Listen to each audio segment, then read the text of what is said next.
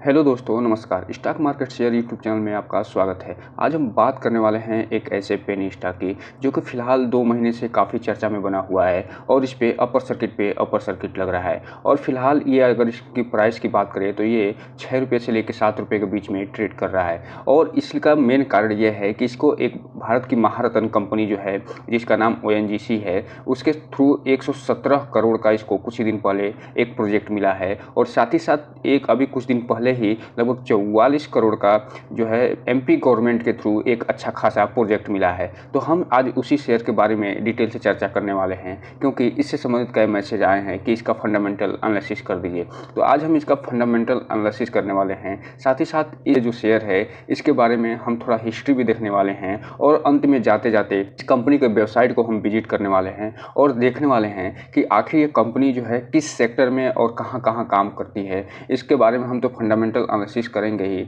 इसके हिस्ट्री के बारे में जानेंगे ही, लेकिन इसका वेबसाइट भी हम जाते जाते विजिट कर लेंगे। तो चलिए दोस्तों, बिना किसी देरी का वीडियो शुरू करते हैं और सबसे पहले इसके चार्ट पैटर्न को पढ़ने की कोशिश करते हैं। तो दोस्तों, आप यहाँ पे देख रहे हैं हम जिस शेयर की बात कर रहे हैं उस शेयर का नाम है माधव इंफ्रा प्रोजेक्ट लिमिटेड। और ये जो माधव इंफ्रा प्रोजेक्ट लिमिटेड है, जब से ओएनजीसी से इसको ऑर्डर मिला है और एमपी गवर्नमेंट से ऑर्डर मिला है, तब से आप यहाँ पे देख रहे हैं लगातार इसमें अपर सर्किट में दिखाई दे रहा है। और यहाँ पे आप देखिए, जब पिछले दिन ट्रेडिंग बंद हुआ था 22 तारीख को, तो उस समय भी इसमें 5% का अपर सर्किट लगा हुआ था और ₹7.12 पे ये बंद हुआ है। अगर हम एक दिन के चार्ट पैटर्न की तो बात करें तो इसमें लगभग 5% की तेज़ी दिखाई दे रही है, वो भी अपर सर्किट में।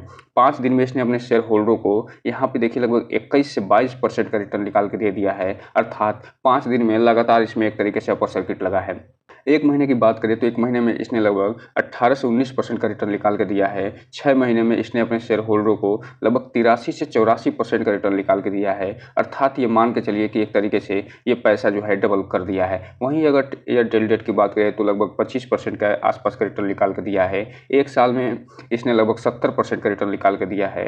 अगर हम मैक्सिमम चार्ट पैटर्न की बात करें तो इसने अपने शेयर होल्डरों को लगभग 62 से 63% का रिटर्न निकाल के दिया है। और ये जब कंपनी लिस्ट हुई है 2019 में, तब से लेके अभी तक ये मान के चलिए इसने लगभग 62 से 63% रिटर्न निकाल के दिया है। इस हिसाब से आप यहाँ पे देखिए लगभग 4 साल में ही इसने लगभग अपने शेयर होल्डरों को 62 से 63% का रिटर्न निकाल के दे दिया है। तो आज हम इसी का फंडामेंटल एनालिसिस करने वाले हैं। साथ ही साथ इसका हम देखने वाले हैं कि ये जो कंपनी है किस किस सेगमेंट में काम करती है, इसका सेगमेंट क्या है। और हालांकि इस पर इंफ्रा लिखा हुआ है, लेकिन आजकल आप देख रहे हैं कि इंफ्रा लिखने के बावजूद भी कैसे ऐसी कंपनियां हमने देखी हैं जो कि अदर सेगमेंट में भी काम कर रही हैं। तो इसी के बारे में हम चलिए अब डिटेल से ये वीडियो शुरू करते हैं। तो दोस्तों, अब हम इस कंपनी के बारे में अगर देखें तो यहाँ पे आप देखिए कि ये जो कंपनी है फिलहाल इसका जो बता रही है कि ये जो माधव इंफ्रा प्रोजेक्ट लिमिटेड है, ये पहले जो है मेराज कंसल्टेंसी लिमिटेड के नाम से जानी जाती थी। और ये जो कंपनी मेनली इंगेज्ड है, किसमें इंगेज्ड है कि इसका जो इंगेज्ड बिजनेस है ये मुख्य रूप से इंफ्रास्ट्रक्चर डेवलपमेंट और जो है सोलर पावर जनरेशन। और ये आपको यहाँ पे बता दें कि जो ओएनजीसी से ये जो मिला है 117 करोड़ का जो प्रोजेक्ट, वो इसी सोलर पावर जनरेशन से संबंधित है। और चूंकि आप जानते हैं कि ये जो सोलर पावर इस समय आगे बढ़ने वाला क्षेत्र है और इसमें जो सेंट्रल गवर्नमेंट है और साथ ही साथ जो वैश्विक स्तर पे भी इसे बहुत ज़्यादा बढ़ावा दिया जा रहा है। तो यही कारण है कि इस शेयर में लगातार इसको आप देख रहे हो कि बढ़ता हुआ दिखाई दे रहा है, क्योंकि सोलर पावर जनरेशन जो सिस्टम है उसको बैठाना अपने आप में एक बहुत ही अच्छा माना जा रहा है, क्योंकि एक फ्यूचरिस्टिक जो है शेयर ये बन के उभर सकता है। जैसे आप जानते हैं कि ऊर्जा ग्लोबल है और साथ ही साथ ये इसके अलावा अदर जो SJVN जो लिमिटेड है वो भी इसी सेक्टर में काम करते हैं। और ये भी देखिए कि इसी सेक्टर में काम करता है सोलर पावर जनरेशन लिमिटेड। तो यहाँ पे जैसे जैसे आप आगे बढ़ेंगे तो आप देखते जाएंगे कि इसमें जो है जिस हिसाब से जो सेंट्रल गवर्नमेंट है अपने आप को 2070 तक जो है शून्य कार्बन क्षेत्र में आगे बढ़ रही है। और 2030 तक ये मान के चल रहे हैं कि रिन्यूएबल एनर्जी से 2030 तक हम लगभग 30 से 40% जो है बिजली का उत्पादन करेंगे। तो इसमें ये कंपनी अपने आप को स्थापित कर सकती है और अच्छी खासी भूमिका निभा सकती है। आगे ये बता रहे हैं कि ये जो EPC आर्म्स है, ये इसका जो आर्म्स है ये माधव इंफ्रा एक ग्रुप है, उसी के तहत ये काम करती है। तो यहाँ पे this company also develop the operator of solar power projects and the undertakes the O&M road solar hydro power and projects. तो यहाँ पे आप देख रहे हैं ये जो कंपनी है ये सोलर पावर प्रोजेक्ट में तो काम कर ही रही है, साथ ही साथ ये एक तरीके से हाइड्रो पावर प्रोजेक्ट में भी काम कर रही है। इस हिसाब से हम अगर देखें तो जो आप जानते हैं कि एक गवर्नमेंट बैक्ड कंपनी है SJVN, जो कि सोलर पावर प्रोजेक्ट में और हाइड्रो पावर प्रोजेक्ट में काम करती है। तो इस हिसाब से ये जो कंपनी है उसकी कंपटीटर दिखाई दे रही है। और आने वाले समय में जिस हिसाब से SJVN ने गति पकड़ी है, एक समय 28 रुपये के आसपास ट्रेड कर रहा था, उसी प्रकार हो सकता है कि ये भी, अगर इसका फंडामेंटल थोड़ा सा भी मजबूत होगा, जिसे हम अभी आगे देखेंगे, तो ये भी अच्छी खासी गति पकड़ सकती है।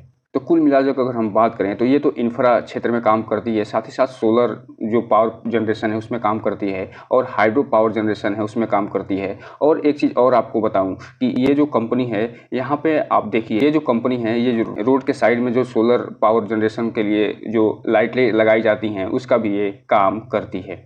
अभी हम इसके रिवेन्यू की बात करें, हालांकि इसका जो रिवेन्यू दिखाई दे रहा है फाइनेंशियल ईयर 2021 का दिखाई दे रहा है, अभी हम फाइनेंशियल ईयर 2023 में चल रहे हैं। तो यहाँ पे आप देखिए सिविल कॉन्ट्रैक्ट के थ्रू इसको लगभग 89% का जो है रिवेन्यू प्राप्त होता है, और जो कि सिविल इसी के थ्रू 2018 फाइनेंशियल ईयर में 77% का रिवेन्यू प्राप्त होता था। हालांकि इसमें अभी चेंज आया होगा, क्योंकि ये जो सिविल जो कॉन्ट्रैक्ट्स हैं इसके बजाय ये जो सोलर पावर जनरेशन प्रोजेक्ट है इसमें इसकी अच्छी खासी भागीदारी होती जा रही है। और ये जो सिविल कॉन्ट्रैक्ट के थ्रू जो 89% का रेवेन्यू प्राप्त करते हैं, सोलर पावर जनरेशन के थ्रू ये मात्र 6% का रेवेन्यू प्राप्त करते हैं। ये फाइनेंशियल ईयर 2021 की बात कर रहे हैं, और सेम 6% 2018 में भी प्राप्त करते थे। लेकिन इसमें जो आने वाले समय में आप इसको जो सोलर पावर जनरेशन है उसको बढ़ता हुआ आप देख सकते हैं। इसके अलावा ये जो कंपनी है टोल कलेक्शन का भी काम करती है, और जिस हिसाब से रोड का इंफ्रास्ट्रक्चर डेवलप हो रहा है और जिस हिसाब से जो वर्तमान सरकार जो इंफ्रास्ट्रक्चर पे काम कर रही है, उस हिसाब से इसका टोल कलेक्शन भी आप बढ़ता हुआ देख सकते हैं। क्योंकि ये जो कंपनी है ये जिस क्षेत्र में काम करती है उसमें टोल कलेक्शन भी शामिल है, और इससे ये 2% का फिलहाल फाइनेंशियल ईयर 2021 में ये रेवेन्यू प्राप्त करती थी। अभी हम अगर इसके आर्डर बुक की बात करें फाइनेंशियल ईयर 2021 के आर्डर बुक की, तो इसके पास 702 करोड़ का ये आर्डर बुक बना हुआ है, जिसमें से जो रोड का आर्डर बुक है, रोड क्षेत्र का, यानी जो national highway authority of India के थ्रू अगर बात करें तो उसको लगभग 50% का इसके पास एक तरीके से आर्डर बना हुआ है, और 15% का जो ब्रिज का आर्डर है, और 33% का इसके पास सोलर जनरेशन का आर्डर है। और जो सिविल वर्क सेगमेंट में है उसमें ये जो है 2% का इसके पास आर्डर बना हुआ है फाइनेंशियल ईयर 2021 के डेटा के हिसाब से। तो यहाँ पे आप देख रहे हैं कि इसको अच्छा खासा ग्रोथ मिल रहा है, क्योंकि भारत एक विकासशील देश है और यहाँ पे इंफ्रास्ट्रक्चर का भी डेवलप होना बहुत बाकी है, तो इस हिसाब से इसको अच्छा खासा ग्रोथ मिल सकता है। और इसी क्षेत्र में अभी हम आपको चूँकि पहले ही वीडियो बना के बता चुके हैं कि ONGC के थ्रू 117 करोड़ का जो आर्डर मिला है वो आपको सोलर जो जनरेशन क्षेत्र है उसमें जोड़ सकते हैं, और 44 करोड़ का जो MP का आर्डर मिला हुआ है वो इसको रोड और ब्रिज के क्षेत्र में या सिविल सेगमेंट में भी जोड़ सकते हैं। तो इस हिसाब से आप देख रहे हैं कि इसको लगातार आर्डर पे आर्डर मिलता जा रहा है। अब हम अगर इसके फाइनेंशियल ईयर 2021 में इसके सब्सिडी और ज्वाइंट वेंचर और एसोसिएट्स की बात करें तो इसके पास टोटल जो फाइनेंशियल ईयर 2021 में 8 जो है इसके पास सब्सिडरी कंपनी थी, जिसमें से एक SPV थी जो कि रोड कंस्ट्रक्शन का काम करती थी, और साथ ही साथ इसमें ये बताने का प्रयास कर रहे हैं कि इसके पास 4 ज्वाइंट वेंचर के साथ साथ एक एसोसिएट कंपनी भी काम रन कर रही है। अब हम इसका सबसे जो ग्रोइंग सेक्टर है जो सोलर क्षेत्र है उसकी अगर हम बात करें तो यहाँ पे आप देखिए जो सोलर पावर प्लांट है इसमें ये अच्छा खासा ग्रोथ कर रहे हैं, और ये जो अंडर एक तरीके से बात करें तो ये मिनी हाइड्रो जो प्रोजेक्ट है उसका ये निर्माण करते हैं, और ये जो है चंबल में इसका निर्माण कर रहे हैं, और ये चंबल पड़ता है MP में। तो यहाँ पे MP के क्षेत्र में अच्छा खासा ये ग्रोथ कर रहे हैं, और MP से ही अभी फिलहाल आप जानते हैं कि 44 करोड़ का भी अभी इनको आर्डर मिला हुआ है। इसके अलावा ये जो कंपनी है ये सोलर पावर प्रोजेक्ट के रूप में काम कर रही है, कहाँ पे, उत्तराखंड में, और उत्तराखंड में ये सोलर पावर प्रोजेक्ट के रूप में काम करने के कारण ये जो है अच्छा खासा ग्रोथ इसमें दिखा रही है। और ये जो डेटा है ये फिलहाल फाइनेंशियल ईयर 2021 के बारे में ये बता रहे हैं। तो दोस्तों हमने देखा कि ये जो कंपनी है एक तरीके से बहुत ही ज़बरदस्त आगे इसका ग्रोइंग क्षेत्र दिखा रहा है, क्योंकि ये जो जिस क्षेत्र में काम कर रही है उस क्षेत्र में गजब का डिमांड है, और जिस तरीके से आने वाले समय में आप देखेंगे कि भारत में जो है जिस तरीके से पावर की डिमांड बढ़ रही है उस हिसाब से ये जो है काम जो कर रही है सोलर क्षेत्र में और हाइड्रो पावर प्रोजेक्ट के क्षेत्र में, इसमें अच्छा खासा ग्रोइंग दिखाई दे रहा है। और साथ ही साथ जो रोड निर्माण में ये काम कर रही है और टोल टैक्स कलेक्शन में ये जो अपने आप को स्थापित कर रही है, उससे ये जो है आने वाले समय में और भी अच्छा ग्रोथ कर सकती है। अब हम चलते हैं इसके फंडामेंटल को देखते हैं। तो दोस्तों अब हम अगर इसके फंडामेंटल की बात करें तो यहाँ पे आप देखिए इसका जो मार्केट कैप है वो मात्र और मात्र 192 करोड़ का है। अर्थात ये जो कंपनी है अभी हमने देखा कि लगभग 7 रुपये के आसपास ट्रेड कर रही है और इसका मार्केट कैप जो है 192 करोड़ का है। तो इस हिसाब से ये एक पेनी स्टॉक है। और चूंकि आप जानते हैं कि किसी भी पेनी स्टॉक में ये जो सबसे बड़ी कमी होती है वो आपको 1 महीने में ही अच्छा खासा रिटर्न निकाल के दे सकती है और 1 महीने में ही आपको जो है आपके पैसे को जीरो भी कर सकती है। तो इस हिसाब से एक चीज़ हम कहना चाहेंगे कि आप इसमें उतना ही इन्वेस्ट करिए शुरू में जितनी आपकी क्षमता हो और जिसके डूब जाने के बाद आपको कोई असर न पड़े। लेकिन जब भी आप इन्वेस्टमेंट करिए तब आप वित्तीय सलाहकार से संपर्क जरूर करिए और साथ ही साथ इसके डिटेल के बारे में जानने के बाद ही कोई भी डिसीजन लीजिए, क्योंकि आपका पैसा और निवेश के साथ साथ आपका रिटर्न सुरक्षित होना बहुत ज़रूरी है। और ये जो वीडियो है सिर्फ और सिर्फ एजुकेशन पर्पज़ के लिए है, आपको ये बताने के लिए है कि ये जो कंपनी है वो कंपनी करती क्या है, इसका फंडामेंटल कैसे काम करता है और साथ ही साथ ये जो फंडामेंटल जो काम करता है उसका आगे क्या प्रभाव पड़ेगा। तो इस वीडियो को देख के आप कोई भी डिसीजन लेने से बचिए और जब भी आप डिसीजन लीजिए आप अपने फाइनेंशियल एडवाइजर से सलाह जरूर लीजिए। तो दोस्तों हम जिस कंपनी की बात कर रहे हैं तो उस कंपनी का जो मार्केट कैप है फिलहाल तो अभी 192 करोड़ का आसपास दिखाई दे रहा है। लेकिन इसका एक तरीके से आप देखिए कि इसका स्टॉक भी अभी भी 4.88 के आसपास चल रहा है, जो ये दिखा रहा है कि ये जो स्टॉक है फिलहाल अभी बहुत ही एक तरीके से अंडर वैल्यूड स्टॉक के रूप में दिखाई दे रहा है। वहीं अगर हम बात करें इससे रिटर्न ऑन कैपिटल एम्प्लॉयड की तो ये लगभग 11.5% के आसपास है, जो ये दिखा रहा है कि ये जो कंपनी है अभी उतनी अच्छी तरीके से ग्रोथ नहीं कर रही है, क्योंकि इसे 15% नॉर्मली ये माना जाता है कि जो रिटर्न ऑन कैपिटल एम्प्लॉयड हो 15% से ऊपर हो। अगर 15% से ऊपर होता है तो ये माना जाता है कि ये कंपनी है ठीक ठाक ग्रोथ कर रही है। वहीं अगर हम इसके डेप्थ की बात करें तो ये सबसे बड़ा कंसर्निंग पॉइंट है और ये इसको ध्यान में रखिए, क्योंकि इसका जो मार्केट कैप है मात्र और मात्र 192 करोड़ का है, जबकि इसके पास जो डेप्थ है वो 175 करोड़ के आसपास दिखाई दे रहा है। तो इस हिसाब से आप देख सकते हैं कि ये जो कंपनी है एक जो है डेप्थ से भरी कंपनी है, जो कि एक कंसर्निंग पॉइंट है। वहीं अगर हम इसके प्रॉफिट आफ्टर टैक्स की बात करें तो ये लगभग 40 करोड़ के आसपास इसका प्रॉफिट आफ्टर टैक्स है। अगर करंट प्राइस की बात करें तो यहाँ पे आप देखिए करंट प्राइस इसका लगभग 7 रुपये 12 पैसे के आसपास चल रहा है। इसका बुक वैल्यू है वो लगभग 6 रुपये 13 पैसे के आसपास है, अर्थात ये अपने बुक वैल्यू के आसपास ट्रेड कर रही है। अर्थात एक तरीके से कहा जाए तो ये कंपनी फिलहाल में एक तरीके से सस्ती कंपनी दिखाई दे रही है।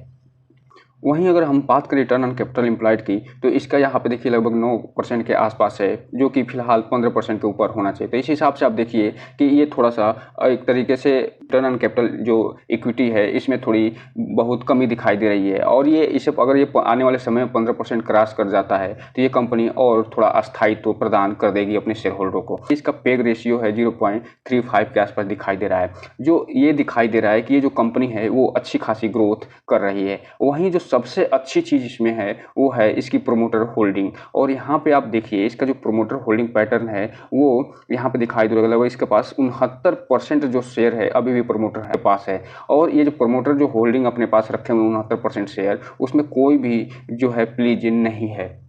तो इसमें आप देखिए सबसे ज़्यादा प्लस पॉइंट जो है 69% का प्रोमोटर होल्डिंग है वो उनके पास ही, प्रोमोटर के पास ही पड़ा हुआ है। तो इस हिसाब से ये जो कंपनी अभी फिलहाल बहुत ही अच्छी दिखाई दे रही है। हालांकि अभी हमने आपको बताया कि इस पे 172 करोड़ के आसपास का डेप्ट है, जो कि एक कंसर्निंग पॉइंट है। अब हम बात करें इसके हाई और लो की तो 52वीं हाई जो है इसका 7 रुपये 12 पैसे है, 52वीं लो 3 रुपये 55 पैसा। डिविडेंड अब फिलहाल नहीं देती है। फेस वैल्यू इसका 1 है, इस अर्थात भविष्य में इसमें कोई स्प्लिट की संभावना नहीं है।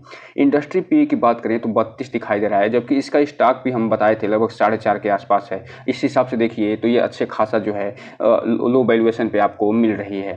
अब हम अगर इसके प्रोज की बात करें तो यहाँ पे आप देखिए जो इस सबसे बड़ा जो इसका पॉजिटिव पॉइंट निकल के आ रहा है, ये जो कंपनी है 1.16 टाइम अपने बुक वैल्यू से ये ट्रेड कर रही है, अर्थात ज़्यादा महंगी नहीं है। और दूसरा जो इसमें और जोड़ दें तो इसमें प्रोमोटर होल्डिंग पैटर्न जो है वो 69% के आसपास आपको दिखाई दे रहा है।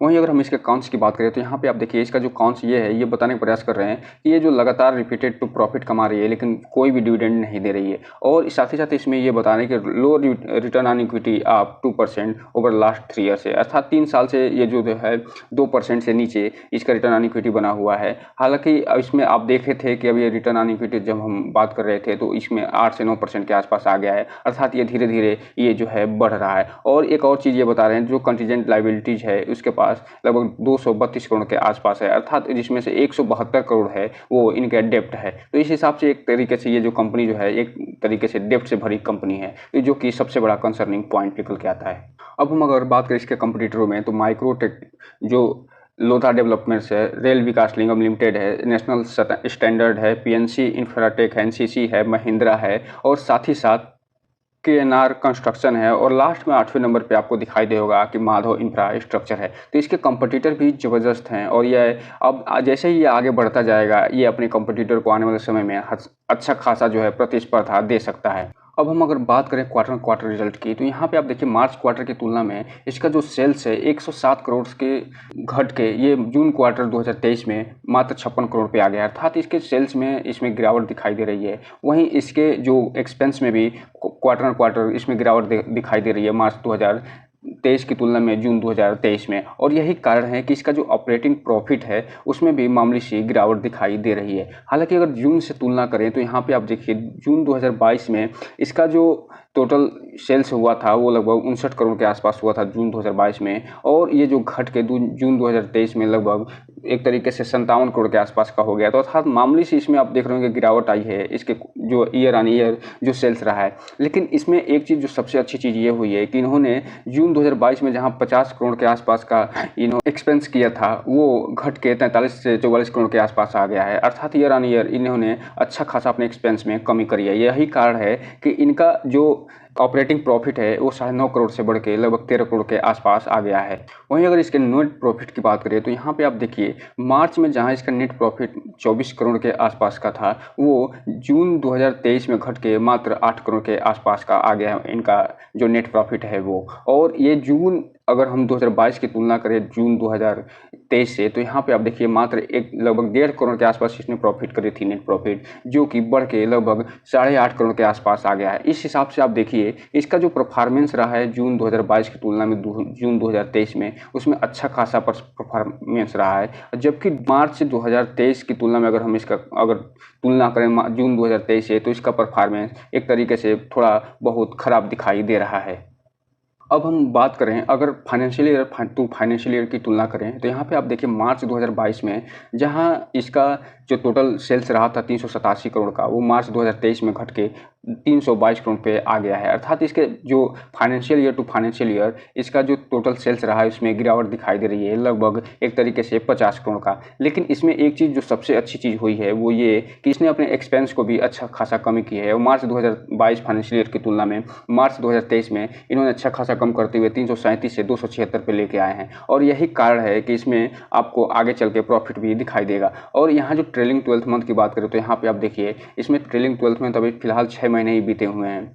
इसमें इन्होंने 319 करोड़ का जो टोटल सेल्स किया है और इन्होंने अपने खर्चे पे भी कंट्रोल लगाते हुए 270 करोड़ का इन्होंने खर्चा भी कर डाला है। अब हम इसके ऑपरेटिंग प्रॉफिट की बात करें तो जो मार्च 2022 में जहां इसका ऑपरेटिंग प्रॉफिट 50 करोड़ का रहा था वहीं मार्च 2023 में इसका ऑपरेटिंग प्रॉफिट घट के 46 करोड़ का हो गया, और ये इसलिए हुआ है क्योंकि इन्होंने सेल्स में कमी दिखाई है। हालांकि जो ट्रेलिंग 12th मंथ आ रहा है और इसमें आप देख रहे होंगे कि इसका जो टोटल प्रॉफिट दिखाई दे रहा है ऑपरेटिंग प्रॉफिट वो 50 करोड़ का दिखाई दे रहा है। और आपको यहीं पे एक चीज़ और बता दें कि अभी जो 117 करोड़ का ऑर्डर मिला है और 44 करोड़ का ऑर्डर इनको मिला है उसका इफेक्ट आपको ये जो है आने वाले जो फाइनेंशियल ईयर है 2024 में उसमें आप देख सकते हैं। और जो ये 50 करोड़ का आपको दिखाई दे रहा है कि ये 50 करोड़ का इन्होंने ऑपरेटिंग प्रॉफिट किया है ट्रेलिंग 12th मंथ में, ये आपको बढ़ता हुआ दिखाई देगा। तो इस हिसाब से आप आने वाला जो फाइनेंशियल ईयर है उस पर थोड़ा सा नज़र बनाए रखिए।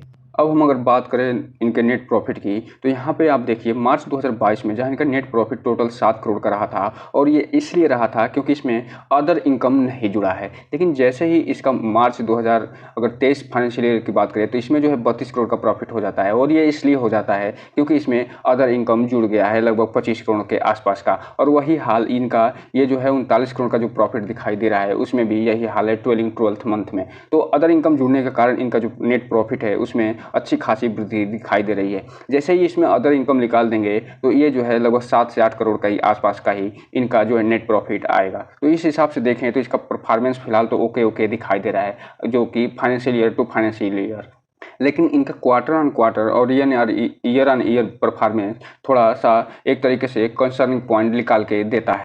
अब हम अगर बात करें इनके कंपाउंडिंग ग्रोथ सेल्स की, तो इसका 10 साल में 11% का रहा है कंपाउंडिंग ग्रोथ सेल्स, 5 साल में 1%, 3 साल में 17%, और जो ट्रेलिंग 12th मंथ है इसमें फिलहाल नेगेटिव में दिखाई दे रहा है। और कंपाउंडिंग जो प्रॉफिट ग्रोथ है उसकी अगर हम बात करें तो 10 साल में 17%, 5 साल में 14%, 3 साल में 41%, और ट्रेलिंग जो 12th मंथ दिखाई दे रहा है वो 448% का जो है बढ़ता हुआ इसका जो कंपाउंडिंग प्रॉफिट ग्रोथ है वो दिखाई दे रहा है। वहीं स्टॉक जो प्राइस CAGR की बात करें तो 3 साल में 13% का रहा है और 1 साल में 70% का रहा है। और चूंकि अब पिछले ही स्लाइड में बता चुके हैं, ये जो कंपनी है ये जो है 2019 में ये मार्केट में लिस्ट हुई है और तब से लेकर अभी तक ये रिकॉर्ड दिखा रहा है। वहीं अगर रिटर्न ऑन इक्विटी की बात करें तो रिटर्न ऑन इक्विटी जो है लास्ट ईयर जो है 9% के आसपास रहा था, और पिछले जो 3 सालों में 2% रहा है, 5 सालों में 2% और 10 सालों में 5% दिखा रहा है। तो इस हिसाब से इनका जो रिटर्न ऑन इक्विटी है वो भी बढ़ता हुआ दिखाई दे रहा है।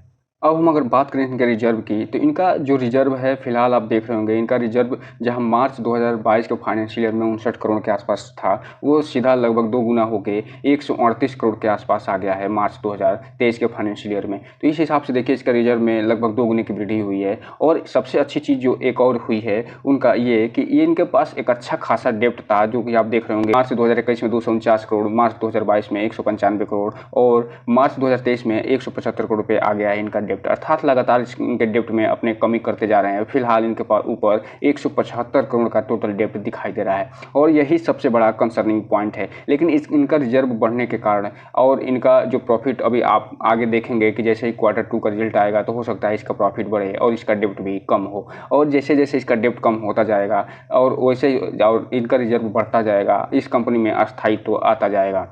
अब हम अगर बात करें इनके माधव जो इंफ्रास्ट्रक्चर लिमिटेड है उनके प्रोमोटर होल्डिंग की, तो फिलहाल अभी देख रहे होंगे लगभग 69% के आसपास ये जो है प्रोमोटर के पास होल्डिंग पड़ी हुई है, और इसमें 31% जो है वो पब्लिक के पास होल्डिंग है। तो इस हिसाब से आप कह सकते हैं कि इसमें न ही FIIs हैं और न ही इसमें DIIs हैं उनका कोई स्टॉक है। तो FIIs इसमें बिल्कुल भी नहीं है और DIIs इसमें भी बिल्कुल भी नहीं है।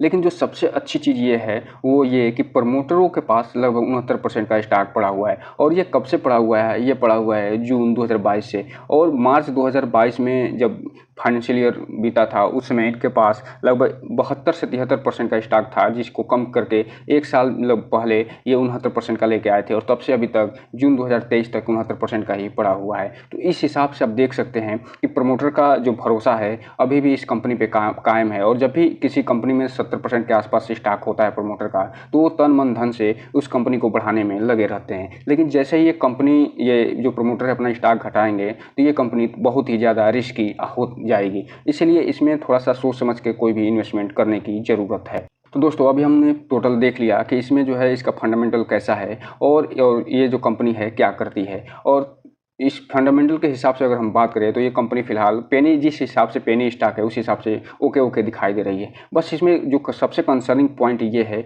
वो ये कि ये जो कंपनी है उसके ऊपर 172 करोड़ का डेप्ट है, और इसके सेल्स में थोड़ी बहुत कमी आई है। लेकिन Q2 का जब रिजल्ट आएगा, अगर उसमें इन दोनों में कमी आ रही है, अगर इसके डेप्ट में कमी आ रही है और इसका सेल्स बढ़ रहा है, तो ये मान के चलिए कंपनी बहुत ही फंडामेंटली मजबूत कंपनी बन के उभरेगी एक तरीके से पेनी शेयर के रूप में। क्योंकि इसमें जो है प्रमोटर होल्डिंग अभी 69% के आसपास आसपास बना हुआ है, जो कि एक बहुत ही अच्छा साइन दिखा रहा है। अब हम चलते हैं इस कंपनी की वेबसाइट को विजिट करते हैं और इस कंपनी के बारे में थोड़ा सा इसके प्रोडक्ट को भी देख लेते हैं। तो दोस्तों हम आ गए इस कंपनी के जो वेबसाइट है उस पर, और यहाँ पे आप देख रहे हैं ये जो कंपनी है वो एनर्जी सेक्टर में काम कर रही है। और यहाँ पे आप देखिए ये जो कंपनी अपने आप को स्थापित करने का प्रयास कर रही है इस एनर्जी सेक्टर में। और ये एनर्जी सेक्टर क्या है, ये है सोलर पावर प्रोजेक्ट और साथ ही साथ हाइड्रो पावर प्रोजेक्ट। तो यहाँ पे आप ये फोटो दिखा रहे हैं कि ये काम करते हैं, और साथ ही साथ ये आगे भी बता रहे हैं कि ये जो कंपनी है ये हाइड्रो जो पावर फ्रंट है उसमें भी काम करेगी और सोलर पावर जो फ्रंट है उसमें भी काम करने वाली है। और project pipeline focused on the executive green power project. तो यहाँ पे आप देख रहे हैं इनका जो काम है ये एक तरीके से एनर्जी सेक्टर में है, और ये जो इंफ्रास्ट्रक्चर डेवलपमेंट कर रहे हैं, और ये इंफ्रास्ट्रक्चर जो डेवलप कर रहे हैं वो कर क्या रहे हैं, ये जो टोल टैक्स है उसका ये निर्माण कर रहे हैं। तो इसके बारे में ये बता रहे हैं। ये जो टोल टैक्स की फोटो आप देख रहे होंगे कि इसमें ये टोल टैक्स बना हुआ है। इसके अलावा आगे ये बता रहे हैं कि रियल इस्टेट सेक्टर में भी ये काम कर रहे हैं और टाउनशिप में भी अपना भागीदारी सुनिश्चित कर रहे हैं। तो ये आप यहाँ इनके वेबसाइट पे जाइए और इनको थोड़ा सा और डिटेल से देखने का प्रयास करिए। तो दोस्तों ये रहा आज का वीडियो, और इस वीडियो को लाइक करिए, सब्सक्राइब करिए और बेल आइकन हिट करना तो बिल्कुल ना भूलें, ताकि नए वीडियो के जो अपडेट्स है ऐसे ही आपको समय समय पे मिलता रहे। जय हिंद दोस्तों।